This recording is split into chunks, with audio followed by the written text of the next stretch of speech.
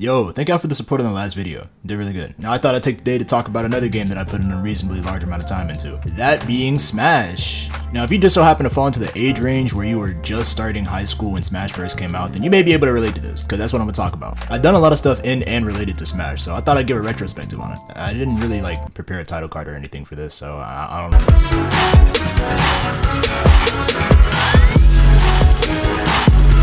2018, when the game first came out. A little bit before the game came out, I was doing like everyone else is doing with that whole build your roster thing of characters that people wanted to use in Smash. This is what it looked like, and this is what it looks like now.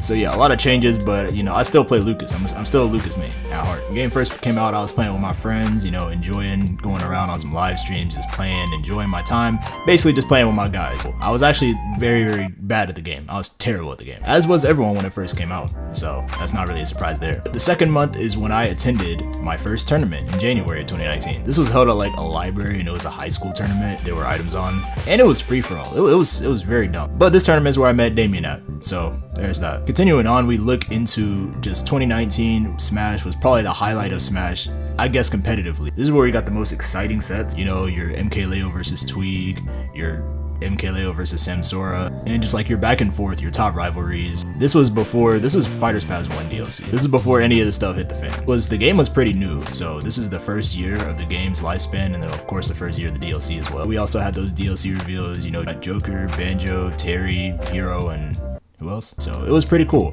All the characters are really cool in their own ways, and you know, people was using it. I put so many hours into the game during that time. Enter 2020. COVID starts and the game goes online to probably one of the worst netcodes known to man. Smash Online is just trash. It's terrible. So being forced online for the entirety of that duration of time it was a nightmare. So in 2020, that's where we started doing online, and that's also where Fighters Pass 2 started. I was very excited, but these characters were very, very unhealthy for the game. Oh, it can go down? You can angle it down for oh, that's busted. Just not good at all for the game. So during this time, I was doing some streams and videos of Smash. You know, I'd stream when the new characters come out, and I'd play with my friends, and you know, it'd be cool. Or I'd just do like one-off streams where, you know, I'd still play with my friends, open arenas for, you know, viewers and stuff like that. And then yeah, the nonsense would ensue. Damn it, bro.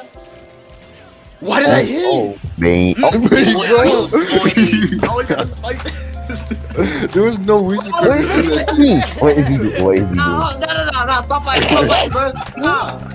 Yeah, it was a very heavy online era for that time, up until like 2022 was when offline started coming back really heavy, but 2020 and 2021, there was a lot of online stuff. It was fun though, and whenever new characters would drop, that'd be fun too. It was also around this time where Smash started to get a little bit stale. I mean, the new characters was dropping, but the game itself was starting to get a little stale because, you know, it's just been out for a couple of years, and that's usually what happens with any game that's been out for a while. Entering 2022 is when we see a lot of the issues with Smash really start to come up, that we're seeing that apparently Steve is top 1 and just broken and does not even play Smash Brothers. Playing with my friends was still fun, like that was still goated, but the game itself was starting to definitely turn a little bit, you know, stale. I would continue playing and streaming the game, but this is also the year that Splatoon 3 was coming out, so that was kind of my focus, and I was playing a lot more Splatoon this year. Going into 2023 is actually when I hosted my first Smash tournament with Damien, and I'm not gonna lie, that tournament was like the funniest thing ever. Into that nice board there.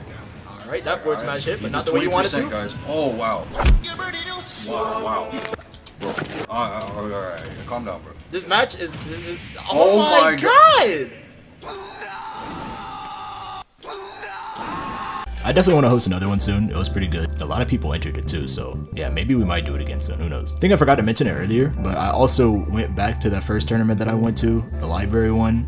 I ran back the second one in 2022 when I was a senior in high school, and just like I won that one. I think the first one, I don't even know if I mentioned I got third in the first one. When I go back to school for my second year of college is when I host my first in-person tournament with Damien as well. Does this slider turn off my mic? You shouldn't, right? Say what? Does this slider turn off my mic? You shouldn't, right? Yeah, it mutes it. It mutes the mic? Yeah. Like if I do this? Yeah. Wait, no. You're talking about Don't this. do that. They're like hot. You're talking about this, right? Yeah. No, I'm talking about the volume slider.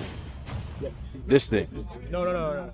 It's different. I was really asking. If you follow me on Twitter, you may have seen me posting about it, but yeah, I hosted an in-person tournament with Damien and just like invited the students to come participate, and it was really cool, and a lot of people came out for it too, so that was like an exciting thing that campus was really like hyped up over. It was crazy. It was a similar amount of nonsense with me and Damien. We got 2 people left, bro. 2 people left. Start counting your days, Damien. But it's okay though, because we're gonna lock in. Trust. Start counting your days. I have to bring out the Terry for this. It was like just taking the online and just like bringing it offline with students and stuff. It was pretty cool. 2023 is also when I started competing at my local. Shout outs to SC Smash, that Funhouse local. Yes, sir. I got bopped every time though. Those dudes are good. That's what forced me to actually start practicing a little bit, because I was like, I'm kind of getting washed at these tournaments. Yeah, but that brings us to 2024, where I've started going to a lot more locals, kept on hosting those tournaments, and now finally attended my first major. Well, kind of major, but I call it a major. I attended my first major, being MomoCon 2024.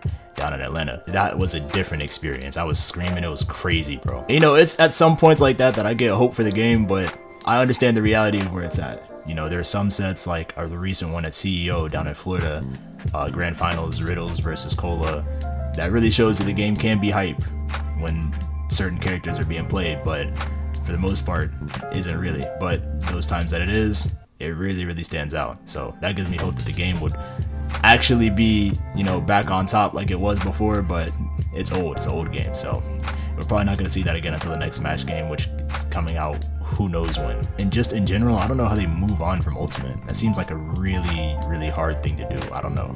If you move on to Ultimate, just like making it better, like I was talking with my friends, I'd say that the only thing they need to do to Ultimate is give it a story mode, like actual good story mode, and like just give it more characters. I don't think that there's anything wrong with Ultimate besides just the balancing and just like giving it more characters. I don't think you have to move on from Ultimate. That could be the proper move to go, you know, Ultimate Deluxe or something. But yeah, I just thought that I'd talk about Smash today because, I mean, I grew up with the game. It was the entirety of my adolescence growing up with Smash Bros. And now, you know, I'm going into my 3rd year of college, and it's been really significant even in my college experience and before and online, during the online era, stuff like that.